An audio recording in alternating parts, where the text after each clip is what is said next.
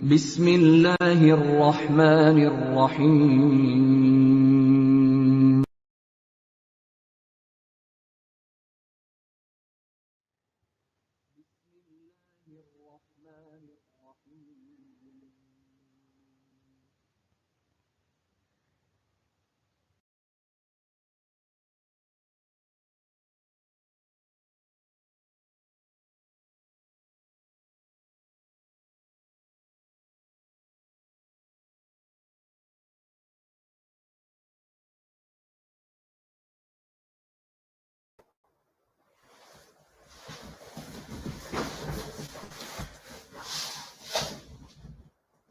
Assalamu alaikum.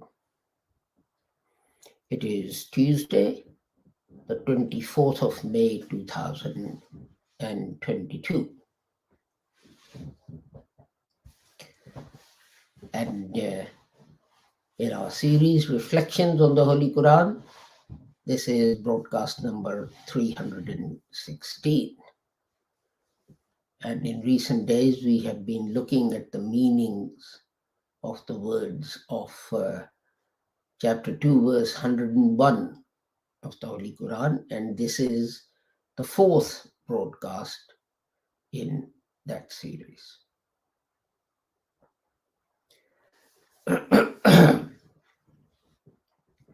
These broadcasts are brought to you courtesy of Allazi, Lahore Ahmadiyya Movement School for Education in Islam. Allazi is a part of the Ahmadiyya Association, and the Ahmadiyya Association was founded by Hazrat Mirza Ghulam Ahmad Rahmatullah Alayh. He taught us that despite the fact that others believe in the coming of prophets after the Holy Prophet Muhammad, this is incorrect, because the Holy Quran says that the Holy Prophet was Khatamun Nabiyyin. And the Holy Prophet himself explained what this means by saying it means La Nabi Abad. There is no prophet after me. So neither an old one nor a new one, no prophet can now come. And Hazrat Mirza Ghulam Ahmad said that his claim was in line with the hadith which said that God will send reformers, mujaddideen. And Hazrat Mirza Ghulam Ahmad's distinction was that he said that he was that mujaddid for whom in hadith the titles Messiah and Mahdi were used. Hazrat Mirza Ghulam Ahmad stressed that although people jump at any chance to call each other kafir, the Holy Prophet had said that if one reciter of the kalima says to another reciter of the kalima that you are a kafir, then it is the person saying it who is the kafir. So strongly did the Holy Prophet Muhammad feel about this. Even Abdullah bin Ubi, who did his best to damage Islam throughout his life, he is not called a kafir in the Holy Quran. At the time of Uhud, he returned to Medina with his followers, leaving the Muslim army much weakened. Even so, the Quran does not call him a kafir. It calls him a hypocrite. It doesn't call him a kafir. Why? Because he had recited La ilaha illallah Muhammadur Rasulullah. And that is worth remembering. Hazrat Mirza Ghulam Ahmad also said that people say that some prophetic revelation that the Holy Prophet Muhammad received is missing from the Holy Quran, astaghfirullah, or it is abrogated. Some of the verses which are in the Holy Quran, they're abrogated. This is wrong because God said, I have revealed it and I will protect it. So if something is under God's protection, how can it be that things are missing from it or things in it are abrogated? We need to think about these things. As Mr. Ghulam Ahmad also said that jihad is a fundamental duty of every single Muslim. But jihad, as defined by the Holy Prophet Muhammad, who, when he was returning from a battle, said to Muslims from the minor jihad, Jihad Asghar, we return to the major jihad, Jihad Akbar. And then went on to say that Jihad Akbar is jihad or struggle with your own souls. That is a daily, constant jihad which you must engage in. Yes, it's true that if someone attacks you with the sword, with the gun, then you reply with the sword or with the gun, whichever one it is.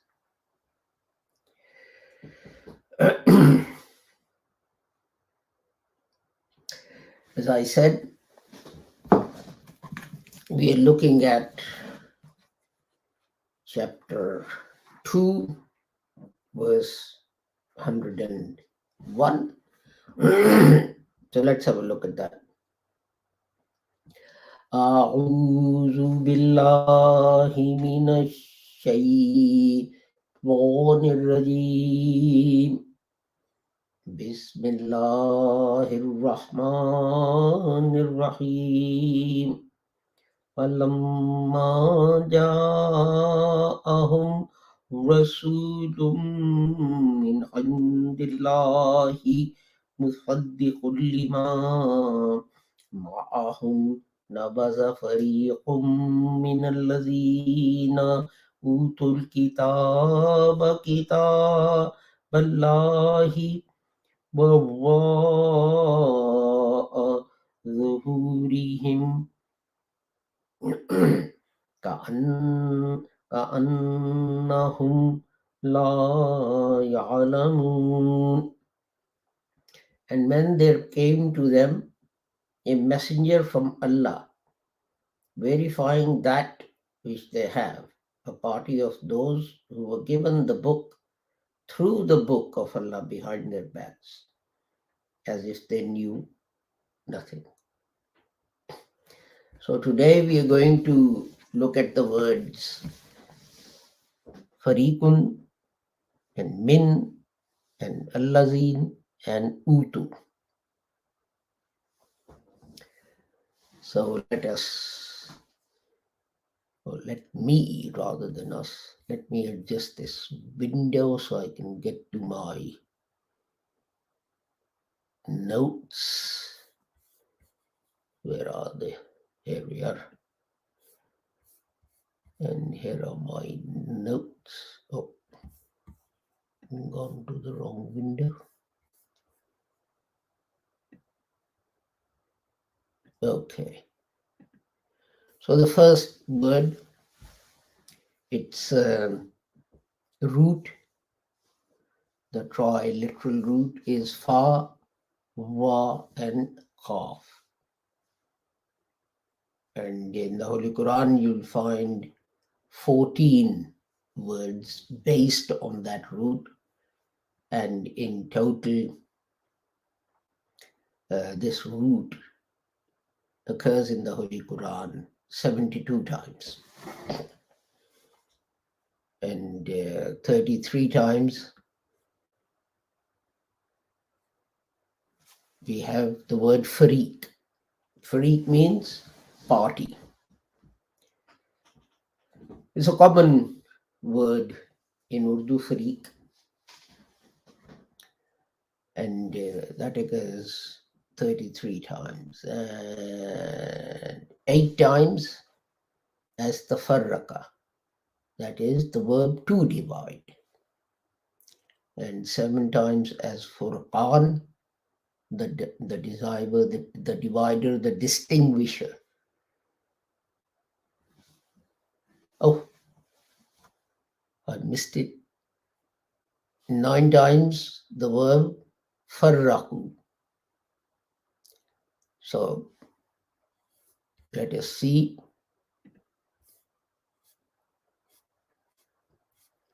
what it means. There are 2 words, al-farqu wal-falqu, and they have very similar meanings, and that is to separate, to divide. For example, the Holy Quran says, "Wa is farakna bikumul bahr," chapter 2, verse 50. And when I split the river for you, here the word is used, farakna, and I cut, I separated the river for you. Al-firqu, which is used in chapter 26, verse 24, and that means the part that's separated. And from that you have the word firqatun, which is used in chapter 9, verse 122, which stands for a group of people who have separated. And verse 26, verse 63 of the Holy Quran shows that the words farkun and falakun, they have similar meanings because the Holy Quran applies them to sunrise. Because what happens at sunrise? That, the time or day or whatever you want to call it, it's split. We have darkness and we split it and we get light. And the Holy Quran says, "Fan falaka fakana kullu fariqin kabudil azim." And so you can see that the 2 words, fan falaka and fariqin, they're both used in the same verse of the Holy Quran. Basically, the verse itself actually means that the river was split and each part was like a huge mountain. And as I said, Fariq is the part which separates from other people. In fact, Fariq just means a party as well. For example, even in English, you say the parties to the action A versus B, will they come forward? In Urdu, we say the same thing. In this case, the 2 parties are, one party is A, the other party is B, etc. And in chapter 3, verse 78, the Holy Quran says, "Wa inna minhum la fariqan yalbuna al-sinatuhum bil-kitab. And among the people of the book, there is a party who recite the Torah with a twisted tongue. They try and give it a different meaning. فَفَرِيقًا كَذَّبْتُمْ وَفَرِيقًا تَقْتُلُونَ, chapter 5, verse 70. And they rejected one group, one party, and they killed, they murdered another party.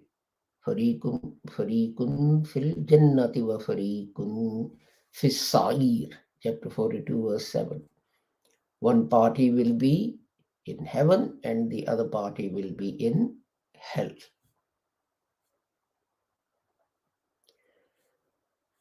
And again, وَإِنَّ فَرِيقًا مِّنْهُمْ لَيَكْتُمُونَ الْحَقَّ, chapter 2, verse 146. That one of them, one group, one party is hiding the truth. So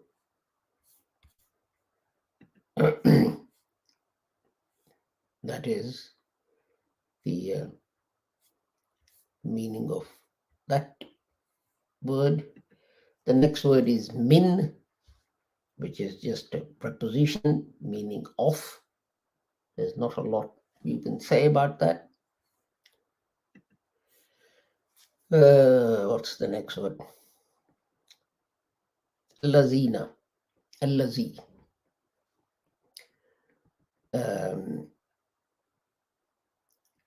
That word is a relative pronoun which occurs in the Holy Quran 1464 times, and it means who, which, that. Sirat allazina an'amta alayhim ghayril maghdubi alayhim waladdallin. Sirat allazina, those who. Allazina yu'minuna bil ghaibi wa yuqimuna salata, those who, and so on. As I said, who, which, that. A lot of the time it's the English translation would be who. So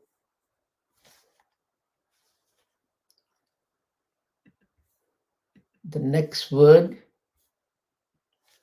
is utu, and its triliteral root is hmaza ta ya. And using that root, we find 6 words in the Holy Quran, and in total they occur 549 times.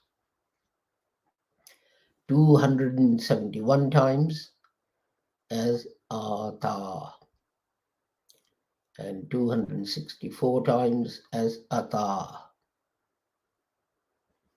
So, and then the rest is, well,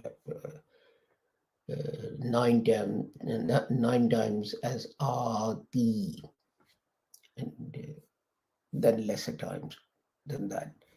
And it means to come or to bring,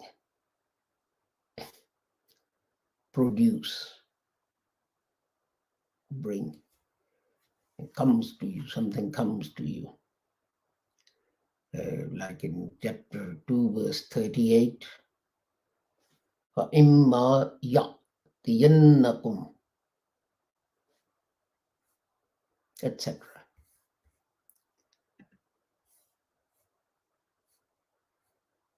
Now,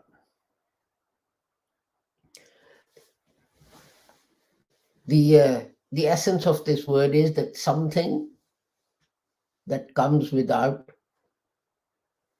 much difficulty, easily. So flood water is called a tiyun.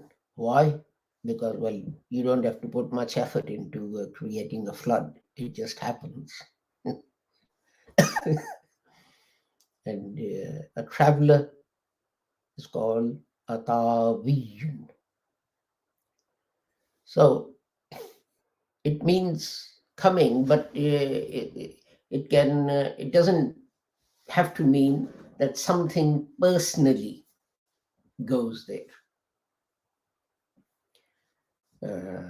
If a government's order gets somewhere, or the government makes an arrangement, that this word is used. So, for example, Ata Amrullahi, chapter 16, verse 1. And that's God's command came. And that's usually interpreted to mean God's punishment came. So,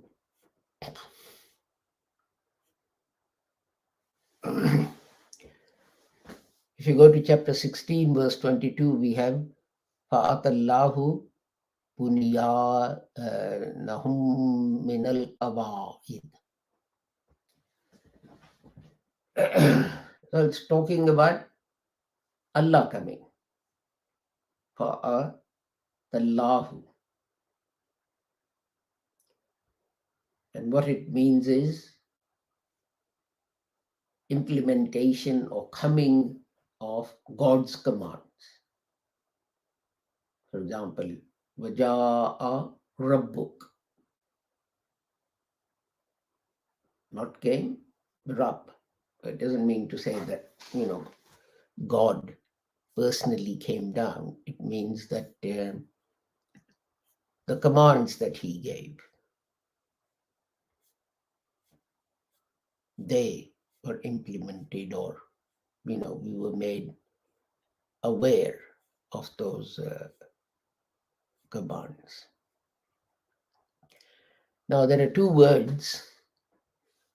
One we are dealing with here, al-ita'u, which is the verb to give. And another one, i-po. One is with the, in Urdu, what they call a te, so it's pronounced ta, al-i-ta. The other one is a thick sound. It's i-po. So, and there is a slight difference in the two. And when we talk about God's command in chapter 2, verse 73, we had wa iqam al-falati wa ita az-zakat.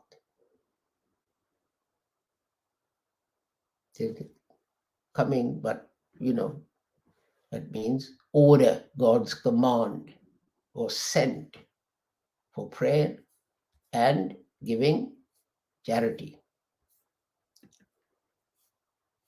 So as I said, we have to be sensible in applying these words. Now, there is this similarity between ita and po, but there are differences as well. Because otherwise, if there weren't any differences, you wouldn't have two words. And that is that in po, with a thick sound, and the person doing the giving, he has a higher status. But in ita, that's not the case. It's even possible that the person doing the giving has a lower status. And this is, obvious, because we know that when Prime Minister Boris Johnson caught coronavirus and an ambulance was rushed to 10 Downing Street, people who put him in that ambulance and took him to the hospitals, and the nurses who treated him and the doctors who treated him and so on, they all had a lower position in society. He was the prime minister, he was the head. And yet they were the ones who were bestowing these services and his health on him. So it's quite possible that a person of a lower status may grant something to a person of the higher status. We always think that it's going to be the person who has the higher status, who is richer, who has a bigger job, he's going to give a person with a lower status something. That's not always the case, as you can see from the example I have just given. And then another difference between the two words is that ita means that when something is given, it gets to the person for whom it's intended, and he accepts it. Okay? That's ita. But if you use the word ir, the thick sound,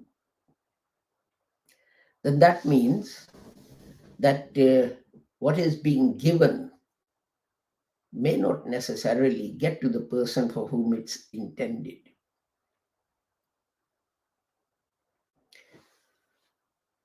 Or he gains it. So if you look at chapter, I think it's 17, verse 20, it says that when God grants, whatever God grants, he grants it to everyone. He grants it to everyone. But to actually access it, you have to struggle. God has granted clean water to everyone. But to access clean water, you have to struggle. You have to do something. You have to take a bucket, you have to walk down to the river or the canal or whatever, or stream, fill the bucket and then come back with it. It rains on your house as well, but that may not be enough for you.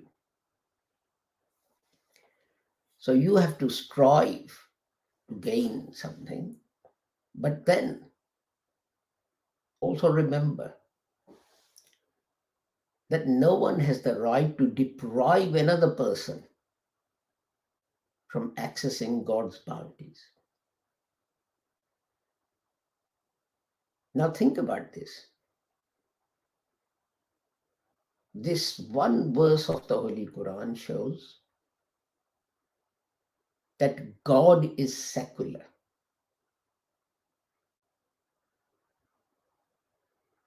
Rain, sunshine, anything, He's made it available to everyone. He doesn't ask people's religion or sect or nationality. He doesn't ask people, are you here on a tier 2 visa or on a spouse visa or whatever? All the good things, all the best things, all the basic things we need for life to survive and to develop, He grants them to everyone. And He doesn't give any one person the right to deprive others of these things. See, there's another verse of the Holy Quran which says to the Holy Prophet Muhammad, I didn't appoint you as a guardian over these people. I told you that your job is to deliver my message. You've done that. That's the end of it. Whether they believe or they don't believe or whatever, that's between me and them. I'll sort that out. And yet we have people, this is the Holy Prophet being told that, sallallahu alaihi wasallam. And yet we have people, ordinary people, who think God has given them the right to deprive other people of necessities of this life. Why? Because they come from a different province, because they come from a different caste, because they have a different creed, because they belong to a different religion, because they belong to a different sect. God himself says, I grant everyone everything.